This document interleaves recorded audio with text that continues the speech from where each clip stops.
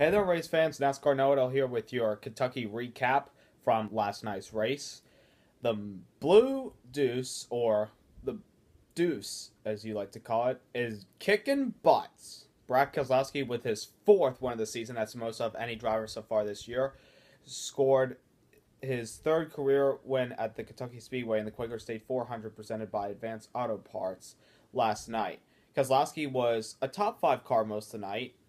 He did lose his track position in the beginning, then he got it back towards the end and led the final half of the race in order to win.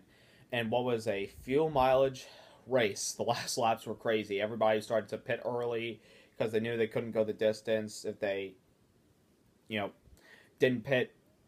If they didn't pit, if they stayed out towards the end. If they stayed out, most of them would have run out of gas. But Keselowski, we all know he's one of the masters of saving fuel. He was able to take that advantage and score a win over Carl Lewis, who was catching him with one lap to go. He was literally on the back bumper, and then Keselowski was able to hold him off. It was fun racing. Ryan Newman scores a top five at Kentucky. No surprise, he ran well there 2 years ago. He finished third. Kurt Busch, who wrecked his car in the final practice in a backup, finished fourth. And in his last start at Kentucky, Tony Stewart earned his first and only top 5/top 10 finish at this track. That's pretty good for Smoke, as he's continuing to gain more points over 30th in the standings. Chase Elliott, 3 bad weeks in a row. We had a great car at the beginning, and then Ryan Blaney got loose and wrecked us, but we were able to fix the car and get back out there. But we're just going to continue to keep fighting every single week. I'm not too disappointed as long as we get back out there and still gain some points. That makes me feel happy a little bit. But when we get that victory, I will be extremely happy, and I know it's coming. Hopefully, this coming weekend, Loudon, New Hampshire, it'll be our chance. Jimmy Johnson and Joey Logano, I expected them to be favorites tonight. Last night they didn't have a great night at all. Logano was racing with Brad for position, and he got loose off of 4, and he hit the wall, and then he blew a tire, ending his night. Jimmy Johnson got loose underneath Ryan Blaney early on in the race before his teammate got wrecked, which is my driver, and he hit the wall, got back out there, but then took it back to the garage. So tough night for Jimmy Johnson.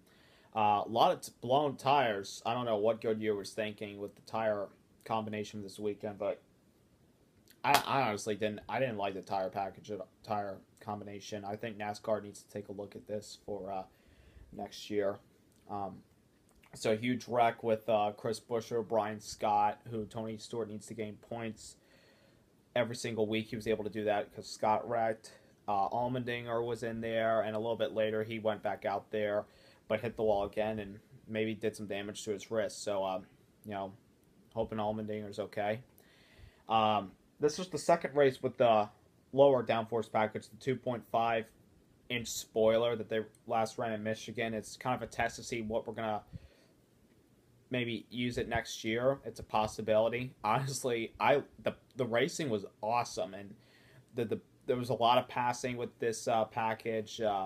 Honestly, the repaved surface put a little bit of a challenge for everybody, but honestly, I like the repaved surface. The restarts were clean most of the night. That's what you kind of worry about when you're on a repaved track, especially a track like Kentucky, because anything can happen on a restart. You can wreck. I mean, the only restart wreck we had was Elliott and Blaney, and then also Jimmy Johnson, and then we had a big wreck 1 lap after the restart. But other than that, the restarts were pretty clean. I mean, we saw that with the Xfinity Series, we saw that with the Truck Series.